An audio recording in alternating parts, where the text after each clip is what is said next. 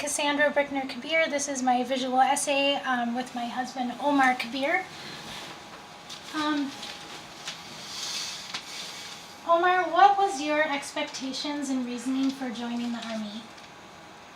I was in college at the time, and my girlfriend was having a baby, and I was one of those people that was really upset over 9/11. It just seemed like the perfect opportunity to take care of your family, go to college. Every little sales pitch that they give you was my expectation. Didn't exactly turn out that way. So, unfortunately, you had a honorable discharge from a gunshot wound. Can you explain a little bit about that and the problems that it caused? Yeah, so when I was wounded, I had an entry and an exit gunshot wound from the left side to the right side of my body. It hit my spine. Not my spinal cord, but the bone. It shattered my L4 vertebrae. I had, first I had rods put in, and then I had a cage built around my spine with cadaver bones. The bones didn't exactly stick correctly, so I had a botched surgery, I had a re-surgery, I had 7 mesh surgeries I think altogether, where they put in mesh, removed mesh, repaired hernias. I mean, it's, I was too young for surgery, to tell you the truth. I was still 20 something, very hyperactive. Just not a good idea. Did I answer your question okay? Yes, you did. What problems did this end up causing you with, I guess I could say, like addiction issues and whatnot? So in the Army, when you have a problem, they medicate you. They honestly, you don't have a lot of time in the Army for anything. The mission comes first. Duty comes first. They're not really concerned with what you can't do, they're concerned with what you can do. So regardless of whatever injury you have going on, they'll just medicate you. You know, they send you to these pain management doctors, and the doctors basically are pill dispensers. So, you know, if you can't sit for 15 minutes, you pop a pill, and now you can sit for 30. You know, you can't concentrate now from the other pills, here's some Adderall so you can think better. Or you can't sleep, here's some Xanax.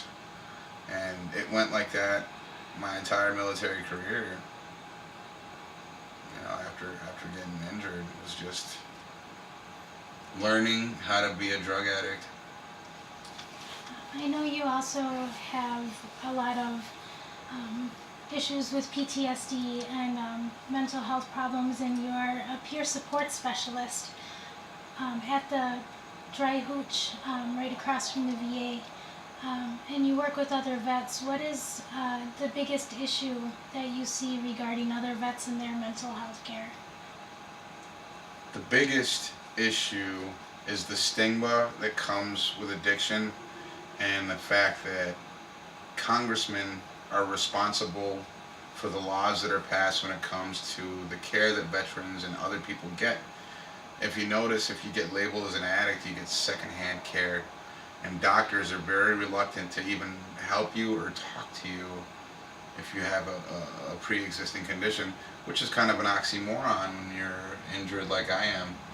You know, there's only one thing they can do for somebody in that much pain, and that's medicate you. So then they medicate you, but after a certain amount of time, you're labeled as an opiate addict, so you don't get the care that you need. And it's the fact that doctors don't have, they don't really have a say in how this all goes, you know. And another issue is the fact that they don't offer a whole health approach, you know, to medicine at the VA. It's a lot of it is just medication and old school physical therapy, stuff like that, you know.